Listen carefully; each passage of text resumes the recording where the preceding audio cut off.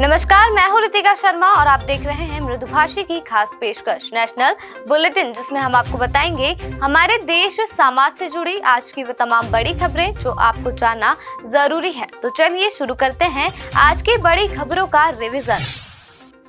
भाजपा की राष्ट्रीय कार्यकारिणी की बैठक के दूसरे दिन पार्टी अध्यक्ष जेपी नड्डा के एक्सटेंशन पर मुहर लग गई। नड्डा का कार्यकाल जून 2024 तक बढ़ा दिया गया है। उन्हें जून 2019 में कार्यकारी अध्यक्ष और 20 जनवरी 2020 को पूर्णकालिक अध्यक्ष बनाया गया था। नड्डा का मौजूद कार्यकाल 20 जनवरी को खत्म हो रहा था। अब वे लोकसभा चुनाव तक पार्टी की कमान संभालेंगे। नड्डा को एक्सटेंशन देने का ऐलान गृह मंत्री अमित शाह ने किया। शाह ने कहा, नड्डा जी के नेतृत्व में पार्टी ने 120 चुनाव लड़े, जिनमें से 73 में जीत हासिल की। मैं नड्डा जी को बहुत बधाई देता हूँ।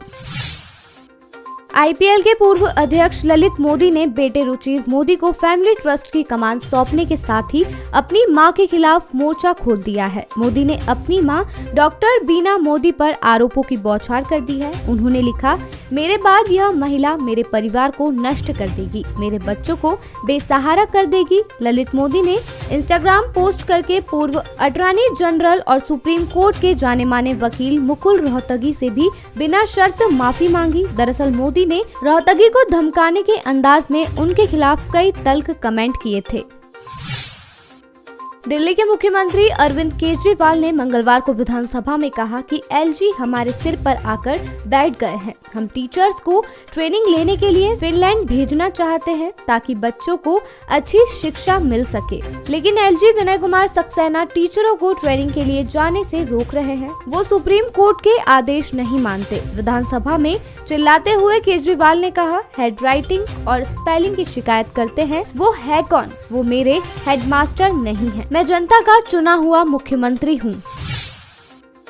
उड़ीसा के पुरी जगन्नाथ मंदिर में चूहों ने आतंक मचा रखा है। चूहों ने भगवान जगन्नाथ, बलभद्र और देवी सुभद्रा के कपड़े फाड़कर मंदिर प्रशासन को चिंता में डाल दिया है। सेवादारों को इस बात की चिंता सता रही है कि चूहों से गर्भगृह की चीजों और श्री मंदिर में देवताओं की लकड़ी की मूर्तियों को खतरा हो गया है। एक सेवादार सत्यनारायण पुष्पलक के मुताबिक चूहों और उनकी गंदगी के बीच पूजा अनुष्ठान करना मुश्किल हो गया है। चूहे देवताओं के कपड़े और मालाओं को नष्ट कर रहे हैं। वे देवताओं का चेहरा खराब कर रहे हैं। भारत जोड़ो यात्रा के दौरान होशियारपुर पहुंचे राहुल गांधी ने चचेरे भाई वरुण गांधी से मिलने की संभावना से साफ इनकार किया। परिवार को जोड़ने के सवाल पर राहुल गांधी ने कहा कि वरुण गांधी बीजेपी में है। मेरी विचारधारा उनकी विचारधारा से मेल नहीं खाती। मैं आरएसएस कार्यालय नहीं जा सकता। इससे पहले मुझे सिर्फ कलम करना होगा। मेरे परिवार की एक विचारधारा है। वरुण ने दूसरी विचारधारा अपनाई और मैं उस विचारधारा को स्वीकार नहीं कर सकता। उत्तर प्रदेश के संभल में समाजवादी पार्टी के सांसद डॉक्टर शफीकुर रहमान बर्क ने बसपा सुप्रीमो मायावती की तारीफ कर सियासी हलचल मचा दी है। उनके इस पहल को सपा से नाराजगी के तौर पर देखा जा रहा है। सांसद बर्क ने कहा कि देश को मायावती की जरूरत है। उन्होंने अपनी कौम के लिए बहुत काम किया है। उन्होंने मुस्लिम समाज के लिए भी काफी कुछ किया है। मैं भी उनकी पार्टी में रह चुका हूँ। मैं चुनाव जीता था और सपा हार गई थी। भारत और न्यूजीलैंड के बीच बुधवार से 3 मैचों की वनडे सीरीज की शुरुआत होने जा रही है। सीरीज शुरू होने से पहले ही टीम इंडिया को बड़ा झटका लगा है। पिछले साल भारत के लिए वनडे में सबसे ज्यादा रन बनाने वाले श्रेयस अय्यर चोटिल होकर न्यूजीलैंड के खिलाफ 3 मैचों की वनडे सीरीज से बाहर हो गए हैं। बीसीसीआई ने इसकी जानकारी दी है। चयन समिति ने श्रेयस अय्यर की जगह रजत पाटीदार को टीम में शामिल किया है।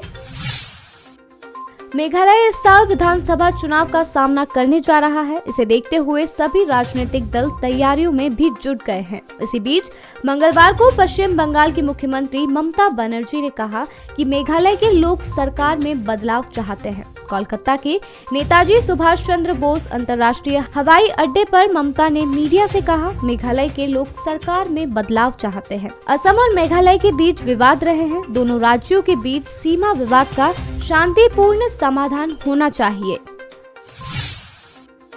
बीएमसी चुनाव की सुगबुगाहट के बीच प्रधानमंत्री नरेंद्र मोदी 19 जनवरी को मुंबई पहुंच रहे हैं। वह यहां कुछ कार्यक्रमों में भी हिस्सा लेंगे। ऐसे में प्रधानमंत्री के दौरे से पहले भाजपा व उद्धव ठाकरे गुट के बीच घमासान तेज हो गया है। उधर भारतीय जनता पार्टी के एक नेता ने कहा कि प्रधानमंत्री नरेंद्र मोदी के दौरे से कार्यकर्ताओं का मनोबल बढ़ेगा और बीएमसी चुनाव के लिए भाजपा और शिंदे की अगुवाई वाली बालासाहेब बंची शिवसेना के लिए जमीन तैयार करने में मदद मिलेगी। बता दें, बीएमसी का कार्यकाल पिछले साल मार्च में समाप्त हुआ था। बॉलीवुड एक्ट्रेस ऐश्वर्या राय बच्चन मुश्किलों में फंसती हुई नजर आ रही है। दरअसल ऐश्वर्या को उनकी जमीन पर बाकी टैक्स जमा नहीं करने की वजह से नासिक के तहसीलदार ने नोटिस भेजा है। मीडिया रिपोर्ट्स के मुताबिक नासिक के सिन्नर के अडवाणी इलाके में एक्ट्रेस की जमीन है और उन्होंने इसका टैक्स 1 साल से जमा नहीं किया है। ऐश्वर्या को इस जमीन का टैक्स 21,960 रुपए है, जिसे उन्होंने जमा नहीं किया है। इसी बकाया टैक्स के चलते तहसीलदार ने ऐश्वर्या के खिलाफ 9 जनवरी को नोटिस जारी किया था। अभी के लिए इतना ही। कल फिर हाजिर होंगे दिन भर की हुई बड़ी खबरों के साथ। तब तक के लिए मृदुभाषी को सब्सक्राइब करना ना भूलें।